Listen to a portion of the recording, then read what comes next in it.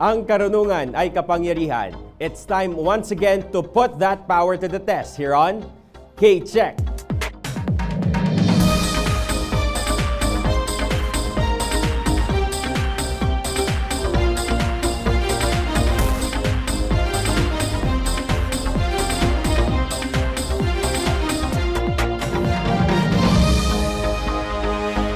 Hello everyone, ako po si Jules Giang, back with another edition of K-Check.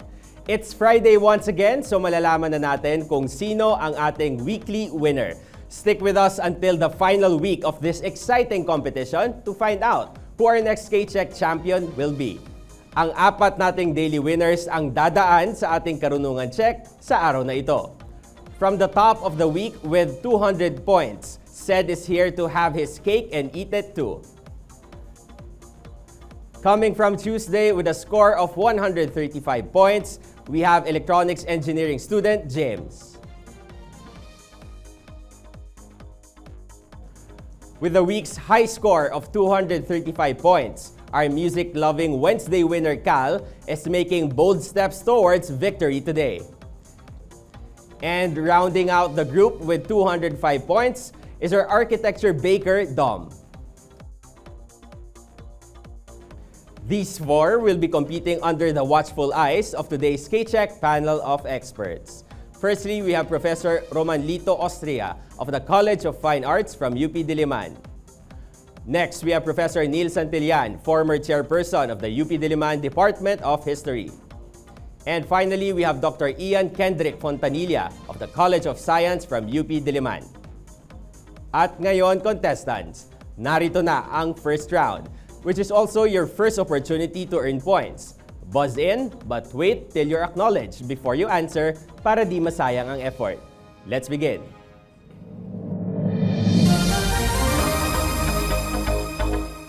Question number 1. What country has banned smoking in open spaces in July 2025, decades after it made smoking in the movies fashionable? Dom. France. France is correct. K-Check. Question number 2. What is the name of the self-propelled underwater weapon developed by Robert Whitehead in the 19th century to target warships? Cal. Torpedoes. Torpedoes or torpedo is correct. K-Check. Question number 3. The Philippine flag was first unfurled in the Battle of Alapan in 1898 in what province? Dom. Cavite. Cavite is correct. K-Check. Question number 4. Which boy band, led by Nick and Drew Lachey, performed at the MOA Arena in May 2025? Cal. 98 degrees. 98 degrees is correct. K-Check. Question number 5. The Vedas are regarded as the oldest scriptures of which religion that has more than 1 billion followers? James. Islam. Islam is wrong. Dom. Hinduism. Hinduism is correct. K-Check. Question number 6. Inabel is a traditional hand-woven fabric that is a cultural heritage of which region in Luzon? Dom. Ilocos region. Ilocos region or region 1 is correct. K-Check. Question number 7.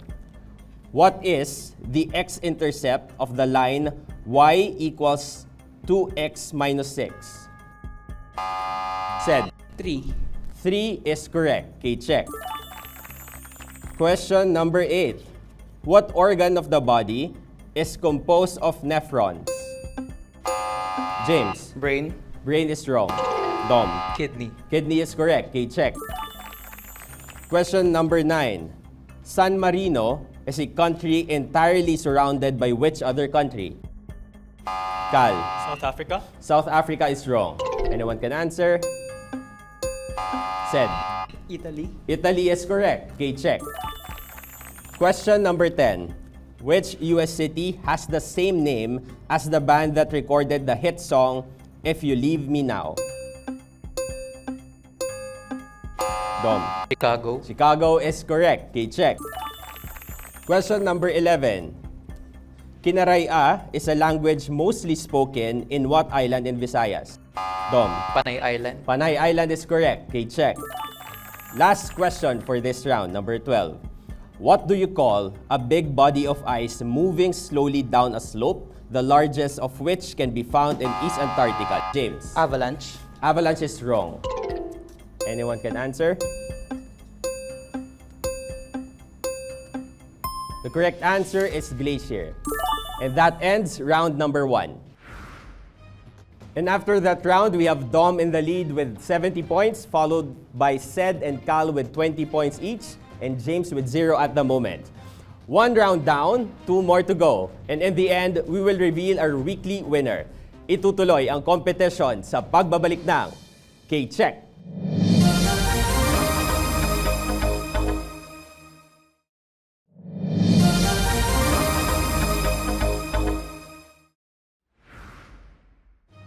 At tuloy pa rin ang ating karunungan check. Points recap muna tayo. Nangunguna si Dom with 70 points, followed by Sed and Cal with 20 points each, and James with 0. And now it's time for round 2 contestants. Remember, there is a twist in this round. Each correct answer is worth 20 points, but you lose 10 points if you answer incorrectly. As always, wait to be acknowledged before answering. Let's begin.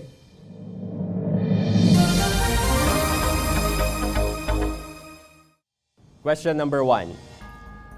Which ballet by Pyotr Ilyich Tchaikovsky, featuring a princess transformed into a water bird by a sorcerer, James? Swan Lake. Let me proceed. Was performed at the Aliu Theater in June 2025. You said Swan Lake. That is correct. Okay, check. Question number 2. Tumaga River is the main water source of which city in Western Mindanao, famous for its Chavacano language? Dom. Zamboanga. Zamboanga or Zamboanga City is correct. Okay, check.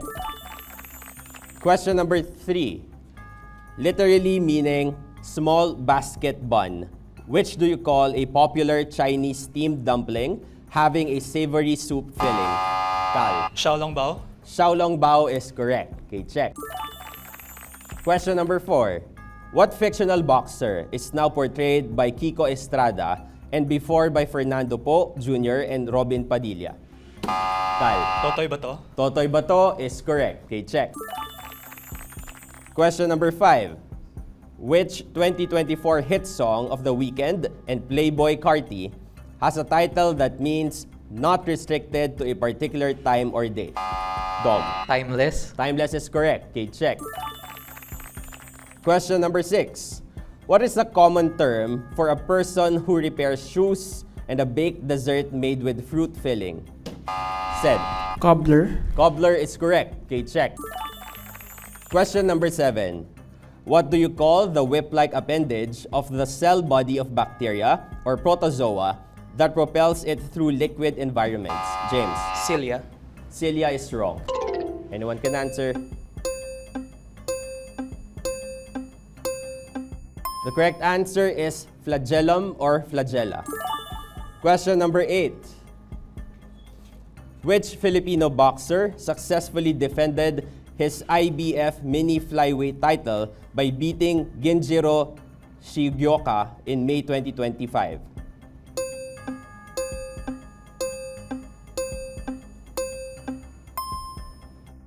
The correct answer is Pedro Taduran. Question number 9. Construction is set to start in 2026 of the second bridge that will span what strait that separates Samar and Leyte Islands? Cal. San Juanico Strait.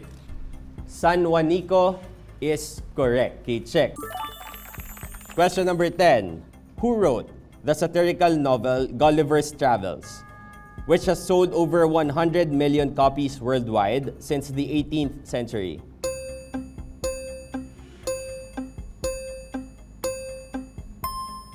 The correct answer is Jonathan Swift. Question number 11. What is the name of the character played by Renee Zellweger who was seen in the 2025 sequel Mad About the Boy?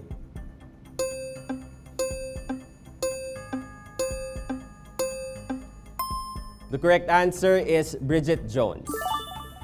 Off to our last question for this round, number 12. Which sea creature having an external shell that attaches itself to ship bottoms? James? Barnacles. Let me proceed. Is a prized culinary delicacy in Spain. You said barnacle. That is correct. Gate check. And that ends round number 2. And that's it for our second round. Let's do another scores recap. Dom is still in the lead with 110 points, followed by Cal with 80 points, followed by Sed with 40 points, and James with 30 points. Our ultimate pagalingan round is next, here on K-Check.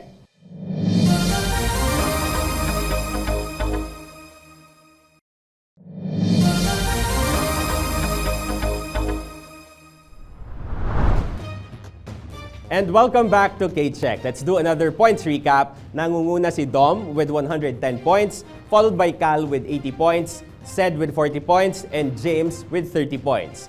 Pero meron pa tayong paparating na ultimate pagalingan round. Dito, sa ating panel of experts manggagaling ang mga katanungan. Correct answers are worth 30 points each at may 15-point deduction for wrong answers. For this multiple choice round, we will accept the answer itself or the letter and answer, but not the letter only. Let's go for those points and for the win. Let's begin.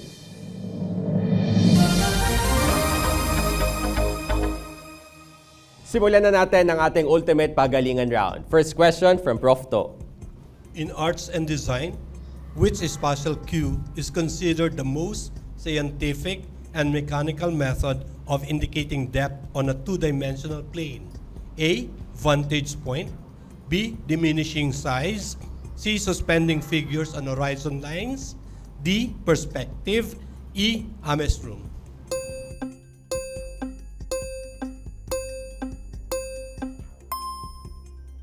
This spatial cue is considered as the most scientific and mechanical method of indicating depth on a two-dimensional plane. It deals with the vanishing points on our horizontal lines where lines converge to create depth and space. The correct answer is D. Perspective. Thank you, Prof. To. Prof. Neil, your question. What is the meaning of RAM? A group of dissatisfied military officers who wanted to overthrow the Marcos dictatorship in 1986. A. Revolusyonaryong Alyansang Makabayan. B. Rebeldeng Alyansang Makabayan. C. Reform the Armed Forces Movement. D. Revitalize the Armed Forces Movement. E. None of the above. Dom. Revolutionaryong Alyansang Makabayan. Sorry, Dom, mali. Anyone can answer? Sed. Rebeldeng Alyansang Makabayan. Sorry, Sed, mali. James or Cal, you can still answer.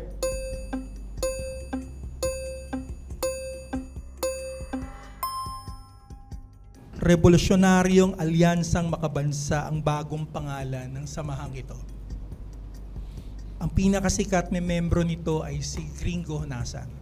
Naglunsad sila ng maraming kudeta mula 1980s hanggang 1990s. Ang tamang sagot ay letter C, Reform the Armed Forces Movement. Thank you, Prof. Neil. Prof. Ian, your question, please. Ang pagkatuklas sa secondary double helix structure ng DNA ay isang mahalagang yugto ng ating kasaysayan sa siyensya dahil ipinakita nito kung paano maaaring mag-replicate ang DNA at kung paano sila nakakastore ng genetic information. Natuklasan ang secondary structure ng DNA nina James Watson at Francis Crick sa pamamagitan ng X-ray crystallography data na ginawa ng isang natatanging babaeng scientist na si A. Marie Curie, B. Rosalind Franklin, C. Jane Goodall, D. Katherine Johnson, o E. si Barbara McClintock.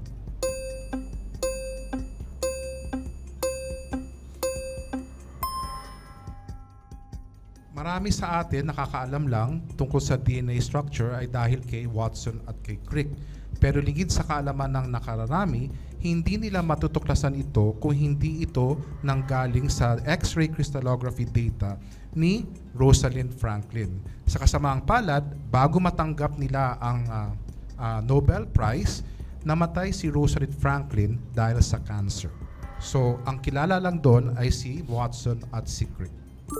Thank you, Prof. Ian. Before we proceed to the second set of questions, let's do a very quick scores recap. Minimal movements lang, but Dom is now down to 95, but still leading, followed by Cal with 80, then James with 30, and Sed with 25 points. For our second set, go ahead, Prof. To. Ito madalas natin makita sa fiesta at mga at Pasko, no? In Bulacan, the art of bamboo arc making spans across roads during fiestas and is sometimes placed on church entrances and altars during Christmas and other special occasions. What do you call this art of bamboo arc making in Bulacan? A. Singkaban, B. Pahiyas, C. Adorno, D. Banderitas, E. Palo Sebo. Dom, E. Palo Sebo. Mali. anyone can answer?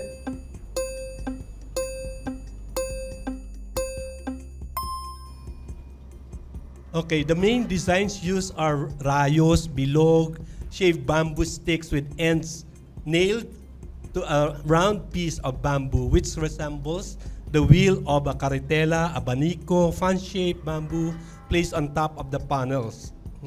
Ang tamang sagot ay A, singkaban. Thank you, Prof. To. Prof. Neil, your question, please. Kawayan, Santiago, and Tuguegarao are cities located in what region in the Philippines? Cal. Cagayan Valley. At tapusin ko lang yung mga choices. A. Cagayan Valley, B. Calabarzon, C. Central Luzon, D. Cordillera, E. Mimaropa. Ang riyong ito ay ang sentro ng produksyon ng mais sa bansa.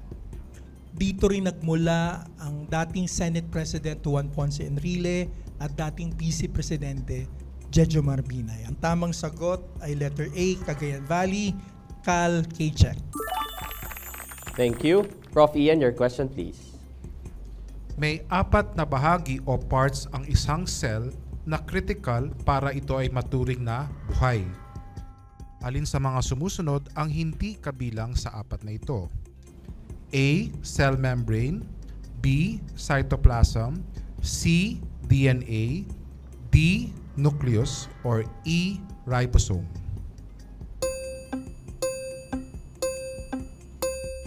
James, C. DNA.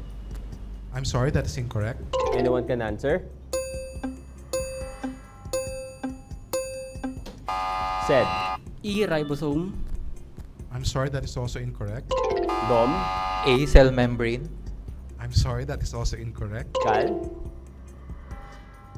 B. Cal. Cytoplasm. I'm sorry, that is also incorrect. So you have a 20% chance of getting it correct, pero wala sa'yo nakakuha.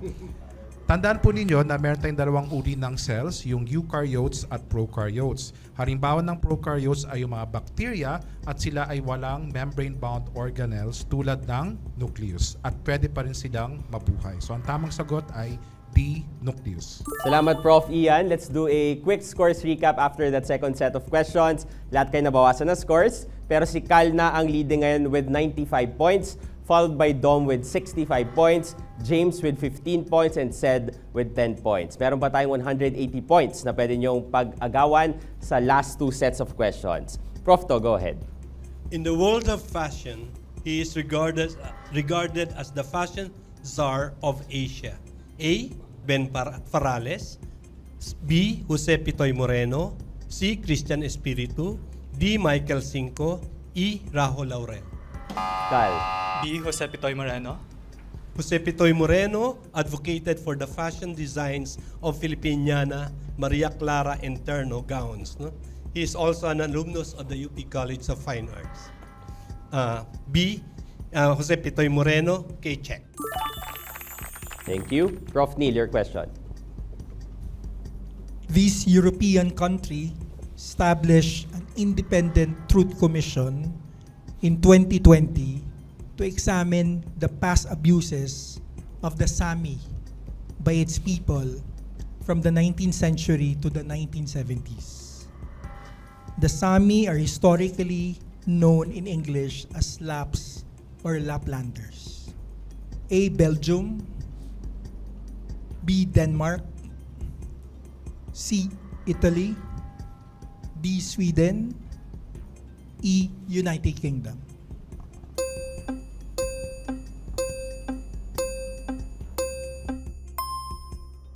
Sikat ang bansang ito sa mga brands tulad ng IKEA at H&M. Okay? Ang mga Sami ay ang opisyal na kinikilalang national minority sa Sweden. Tinatayang umaabot sila ng 40,000 people. At meron silang parliament na pinagawa ng mga Swedish para sa kanila. Ang tamang sagot ay letter D, Sweden. Thanks, Prof. Neil. Prof. Ian, your question, please. Usapang pagkain. Ang kinakain nating kamote ay galing sa anong bahagi ng halaman? A. Ugat. James. Ugat. Okay, so ang ating kinakaing kamote, napagkakamalang yan stem or minsan tinatawag ding fruit kasi tinatawag siyang musical fruit. Bakit musical fruit? Kasi kapag kumain tayo ng maraming kamote, tayo napapautot. Pero ang kamote ay talagang galing sa kanyang ugat. So ang tamang sagot ay A. Ugat. Okay, check. Okay, thanks, Prof. Ian. Now we're off to the last set of questions. But mag-scores recap muna tayo. Cal is still in the lead with 125 points, followed by Dom with 65 points, James with 45 points, and Sed with 10 points. Meron pa tayong 90 points na pwede nyong pag-agawan sa last set of questions. Prof. To, go ahead. Sa art history, abstract expressionism is an art movement which emerged in post-World War II in New York. In New York City, it's known for its large-scale paintings and the use of unconventional techniques, often taking the canvas off the easel. Who are the notable artists of abstract expressionism? A. Jackson Pollock, William de Kooning, Mark Rothko. B. Francis Bacon, George Grosz, Edward Munch. C. Edward Degas, Claude Monet, Edward Manet. D. Henri Matisse, André Derain, Maurice Vlaminck. And E. Pablo Picasso, George Braque, and Ferdinand Leger. Cal. A. Jackson Pollock, Willem de Kooning, Mark Rothko. The movement emphasized the artist's personal feelings, psychological states, and inner world through the use of bold gestural lines, colors, dynamic brushstrokes, and energetic techniques. The correct answer is A. Jackson Pollock, William de Kooning, Mark Rothko. K. Check. Thank you, Prof. To, Prof. Neil, your last question. All of the following serve as new political groups during the heyday of the Marcos dictatorship, except one. A. Critical media. B. Clique of economic technocrats. C. Radical intelligentsia. D. Urban middle class. E. All of the above.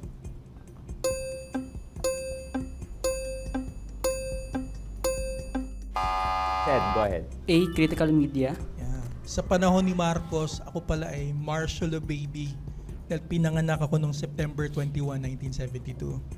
Sa panahon ni Marcos, bawal bumatikos sa kanya. So walang media na kini-question si Marcos, walang media na nagsasabi ng pangit kay Marcos. So ang tamang sagot ay letter A, critical media. Okay, check.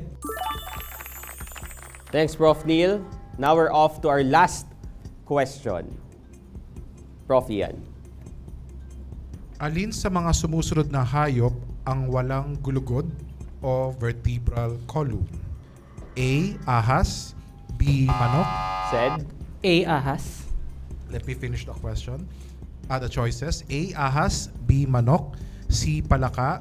D. Salagubang, E. Sardinas. Prof. Ian, is that wrong or So, correct? said, that is incorrect. Incorrect. Dom?